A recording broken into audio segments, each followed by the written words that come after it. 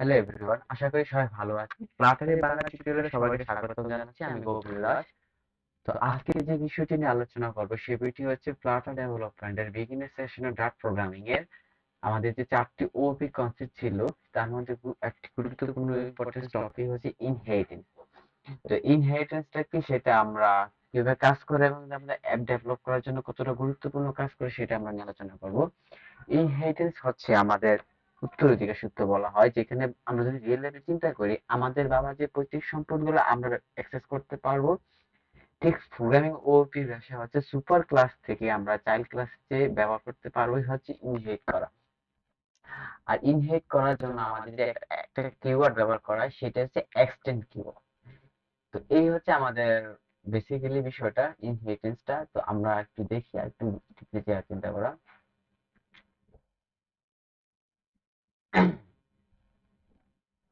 Inheritance constructor that possesses inherit the constructor of parent class, child class, it is writing interest of the parent class। মানে হচ্ছে আমরা parent class তখনই ব্যবহার করতে পারবো যখন বিহেভিয়ার গুলো ব্যবহার করতে পারবো, যখন parent class গুলোর যে behavior গুলো সেই ব্যবহার গুলো আমরা child class এ ব্যবহার করতে পারবো।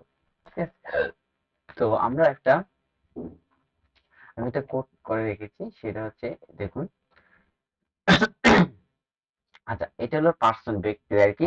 হ্যাঁ, একটা পার্সন থাকতে পারে, সে পার্সনের নাম, এজ সবকিছু দেওয়া আছে। এটা হচ্ছে তার কনস্ট্রাক্টর। আর কনস্ট্রাক্টর আমি গত লেকচার বেসিকে দেখিয়েছিলাম।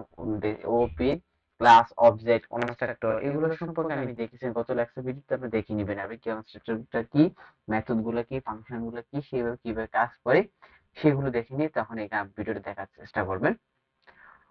তো কনস্ট্রাক্টর হচ্ছে আমাদের কনস্ট্রাক্টর যে রুলস হচ্ছে আমাদের অবশ্যই কনস্ট্রাক্টর নিয়ে ডিক্লেয়ার করার জন্য অবশ্যই আমাদের ক্লাসের নাম দিয়ে ডিক্লেয়ার করতে হবে, এবং কি আমরা এই নেম এই কনস্ট্রাক্টর পাস করে দিলাম। ওকে, এখন যে ইনহেরিটেন্স করা, তো ইনহেরিটেন্স করার জন্য এটা হলো আমাদের সুপার ক্লাস। ঠিক আছে, এটা হচ্ছে আমাদের সুপার ক্লাস। তো সুপার ক্লাসটা হচ্ছে আমরা যখন ব্যবহার করব, সুপার ক্লাসটা ব্যবহার করতে হলে অবশ্যই আমাদের চাইল্ড ক্লাসকে অ্যাক্সেস করতে পারবো।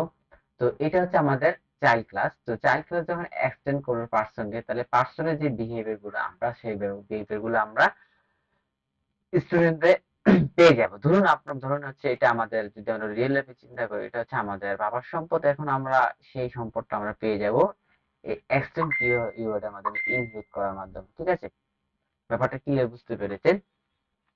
তো এখন আবার আমি আমার নিজের ইচ্ছা মতো সেখানে আপনার চাইল্ড ক্লাসে আপনি একটা যা কিছু ব্যবহার করতে পারেন, কোনো সমস্যা নাই। তো এখানে আমরা যে নতুন করে যে ক্লাসটা নিয়েছি রুল নাম্বার, ঠিক আছে, রুল নাম্বারটা নিয়েছি। রুল নাম্বার নেম, সেই নামটা। তো এখানে আমরা দেখতে পেরেছি যে স্টুডেন্টের নেম সেম আমরা কনস্ট্রাক্টর একটা তৈরি করেছি। সেটা কনস্ট্রাক্টর বলেছিলাম যে অবশ্যই যে কনস্ট্রাক্টর তৈরি করার জন্য অবশ্যই ক্লাসের নামের সাথে অ্যাডজাস্ট থাকতে হবে। এটা হচ্ছে কনস্ট্রাক্টর প্রথম বৈশিষ্ট্য।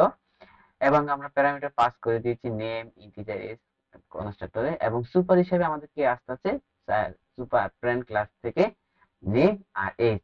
ঠিক আছে, এবং আমরা মেইন মেথডে আমরা একটা স্টুডেন্ট তৈরি করলাম, সেই স্টুডেন্ট আমরা তৈরি করে দিলাম যেহেতু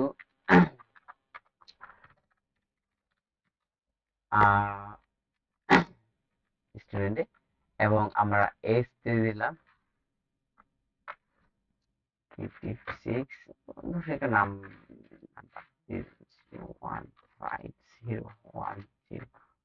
এবং এখন আমরা প্রিন্ট করব তিনটা, যেহেতু আমরা প্রিন্ট করবো student name, age, roll number. Okay, কিন্তু এইটা সব থেকে আমাদের যে বিষয়টা মানে ভুল, আমরা এই প্রোগ্রামটা করার যে আমাদের মূল যে থিংটা ছিল হচ্ছে আমাদের ইনহেরিট করা। তো ইনহেরিট করা, তো ইনহেরিট করার জন্য আমাদের অ্যাকশন কিওয়ার্ডটা ব্যবহার করতে হয়। হ্যাঁ, এবং মনে রাখতে হবে আমরা যে প্যারেন্ট ক্লাসটা পাবো তার আমরা সবগুলো বিহেভিয়ার গুলো তার কনস্ট্রাক্টর, মেথড সবগুলো আমরা অ্যাক্সেস করতে পারবো। ঠিক আছে, তো দেখুন আমরা সেটা কিভাবে রান করে।